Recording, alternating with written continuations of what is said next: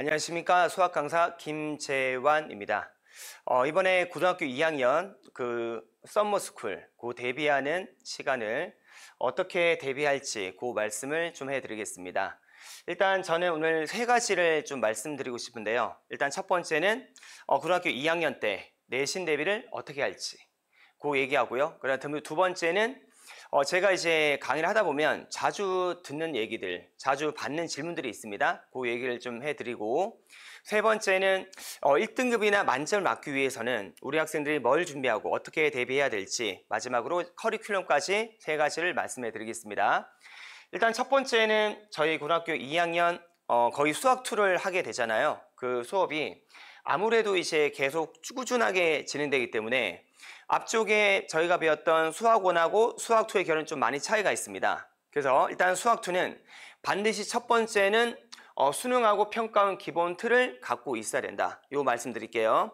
자, 이게 지금 무슨 말씀이냐면 이게 아무래도 수학1은 그 함수의 그래프에 관련돼 가지고 각각 따로따로 별개의 어떤 문항으로 존재하거든요. 근데 수학2는 함수의 극한부터 뒤에 적분까지 쭉 이어집니다. 그래서 평가원의 흐름, 그리고 수능시험의 흐름을 잘 이해를 못하면 고등학교 2학년 때 수학2 내신할 때 아무래도 이제 좀 어려움을 겪을 수 있어요. 반대로 얘기하자면 앞쪽만 라인만 잘 잡으면 뒤에까지 충분하게 쉽게 접근할 수 있거든요. 그래서 머릿속에 기본적인 해석의 틀을 갖고 있어야지 암기가 아니고 충분하게 이해를 담고 뒤까지 이어갈 수 있다. 요 제가 말씀드릴게요. 자, 그 다음에 두 번째는 내신을 잘하려면 EBS의 수능 특강하고요. 수능 완성은 반드시 꼭 보셔야 됩니다. 그리고 혹시 학교에 선생님들 중에 혹시 이게 본인들이 만든 교재가 있으면 이것도 꼭 추천합니다. 만약에 올림퍼스도 그렇고 기타 등등 여타 이제 기존 교재가 있잖아요. 그런 것들을 반드시 꼭 보셔야 됩니다. 두 번째로 꼭 보셔야 되고요.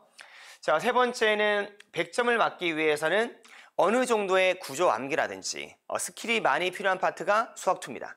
수학2는 이게 진짜 최상위권하고요. 중상위권하고 좀 갭 차이가 커요. 왜 그러냐면 요 안에 보면 스킬 그리고 구조 암기라고 하는 게 있거든요. 이게 실전 개념인데 요거를 어느 정도까지 소화를 하느냐에 따라서 시간이 좀 많이 차이가 난다. 요 제가 말씀드리고, 자, 네 번째는 이것도 잘 생각하셔야 됩니다. 수학2는 대부분의 난도가 어려운 학교의 문제는 시간이 많이 부족해요. 시간이 부족하기 때문에 본인이 어디가 약한지, 어디가 약하다 그러면 그걸 충실하게 공부해서 나중에 시간 배분까지, 오답 유형까지 꼭 정리하신 걸 추천드리고, 마지막으로는 이게 제일 중요하죠. 내신과 수능은 반드시 꼭 같이 공부를 준비가 돼야 된다. 요 말씀드릴게요.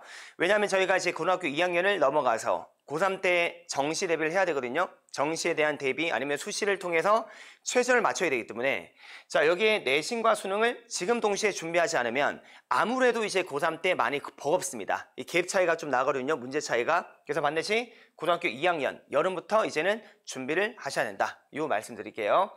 자, 이 5가지의 내신 수학의 특징들 꼭 담고 있고 이걸 대비를 같이 할 수 있어야 된다. 요거 말씀드리겠습니다. 제가 이제 자주 듣는 질문들이 있거든요. 자, 첫 번째가 이런 겁니다. 내신 수학은 괜찮은데 모의고사가 어렵습니다. 이런 친구들 좀 있거든요. 자, 요 친구들의 특징은 고등학교 1학년 때 내신에 멈춰져 있으면 요런 일이 벌어집니다.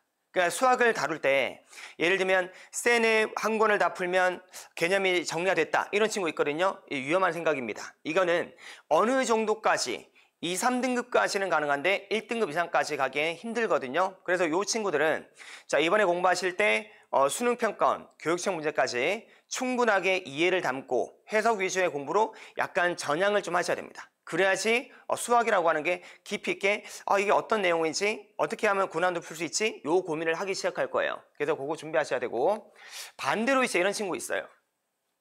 모의고사는 괜찮은데 내신 수학이 어렵다라는 친구들이 좀 있거든요. 자, 이 친구들은 아무래도 좀 게을러요. 왜냐하면 모의고사는 괜찮다는 얘기는 수학적인 머리가 있다는 얘기인데 내신 수학은 아무래도 특정 범위 내에서 유형별로 파악을 하고 그 유형 안에서 어떤 문항들이 나올지에 대해서 미리 예상하고 대비를 해야 되는 건데 이게 잘 안 될 수도 있습니다. 그래서 이분들은 일단 하루에 공부한 시간을 어느 정도 꾸준하게 가져가서 노력을 좀 더 하셔야 됩니다. 아시겠죠? 자, 그리고 이제 세 번째는 이런 얘기도 많이 듣죠. 쌤, 제가 실수 많이 하는데 이거 어떻게 줄입니까? 라고 하는데, 제가 이제 이런 질문을 한 십몇 년 동안 받은 것 같아요. 근데 이거는 대부분의 한 90% 이상이 실수라고 하지만 실제로는 여기에는 실전 개념이 부족합니다. 실전 개념이 부족하면 해석이 좀 달라지겠죠? 해석이 달라지면 식이 늘어나거나 식이 잘못된 경우가 있습니다. 그리고 끝난 다음에 다시 보니까 이거 실수했네 라고 하지만 공부를 더 하셔야 됩니다. 공부를 더 하다 보면 이 실수 자체가 줄인 방향으로 이제 만들어지게 되고, 그러다 보면 자연스레 시간도 아끼고 더 풀 수 있는 문항들이 더 늘어나겠죠. 이렇게 된다고 생각하시면 될 것 같아요. 자, 그리고 이제 그 네 번째는 여름방학 때 하루에 몇 시간씩 해야 됩니까? 라고 하는데, 요거는 하루에 최소한 있잖아요. 4시간 해야 돼요. 기본 4시간이고요. 만약에 수학이 부족하다, 다른 과목은 괜찮은데 수학만 좀 안 된다 라고 하면 그 친구들은 최소한 6시간을 하셔야 됩니다. 왜냐하면 방학 때는 수학이나 이런 과목들은 많이 하셔야 되는 게 뭐냐면, 내신 기간 안에 들어가거나 학교를 가게 되면 수학하는 시간이 별로 없어요. 그러면 기본적으로 갖고 있는 실력으로 시험장에 들어가셔야 되는 건데, 그러기에는 시간이 너무 부족하다는 얘기죠.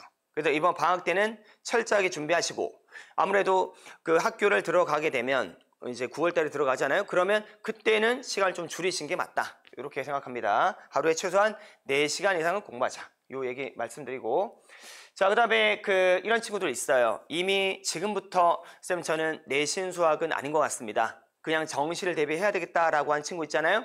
그 친구들 같은 경우에는 쌤, 제가 1등급 가능할까요? 라고 하는데, 물리적인 시간은 충분합니다. 거의 이제 1년하고 5개월을 남았기 때문에 지금부터 준비한다라고 했을 때 충분한 시간이 다 가능하니까요. 이 친구들은 이번 방학 때 기본적인 틀을 잘 만들어 두시고요. 내신 기간 때는 내신 대비 안 한다라고 생각하시면 안 되고요. 정시 대비한다 생각하시고 이번에 그 고등학교 2학년 때 기말고사, 중간고사를 준비해 보십시오. 그러면 어느 정도의 성과가 나오면서 자신감을 갖고 고3을 맞이하시면 충분히 1등급이 아니고 96점 이상까지도 만들 수가 있다. 자, 요 말씀 드릴게요. 자, 제가 이제 두 가지를 말씀드렸고, 마지막으로는 저만의 이제 1등급 커리큘럼, 방학 때 어떻게 대비할지, 자, 요 말씀 드릴게요. 일단 제가 강의하게 된 거는 수학 2를 강의하게 되는 건데요. 자, 결국에는 우리가 4주 안에 마무리가 돼야 됩니다. 그러면 이제 시간이 협소하기 때문에 제가 함수의 극한부터 도함수 활용까지만 진행을 할 예정에 있고요. 교재 같은 경우에는 수학을 말하다, 제 교재에서 수능 평가원 기출문항 중심으로 이렇게 진행할 예정에 있습니다.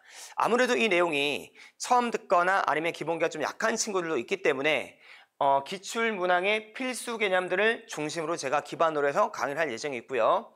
자, 유형별로 보시면 필수 유형 70%, 고난도가 한 30% 정도가 된다라고 생각하시면 될 것 같아요. 그래서 이거는 제가 수업을 하면서 조금 더 이제 이해도가 좋거나 그러면 난도를 조금 더 올리고, 만약에 했는데 아직까지 좀 기본이 좀 안 돼 있습니다. 그러면 조금 더 줄여가지고 아무래도 필수 문항을 좀 더 늘리는 방식으로 그렇게 강의를 할 예정에 있어요.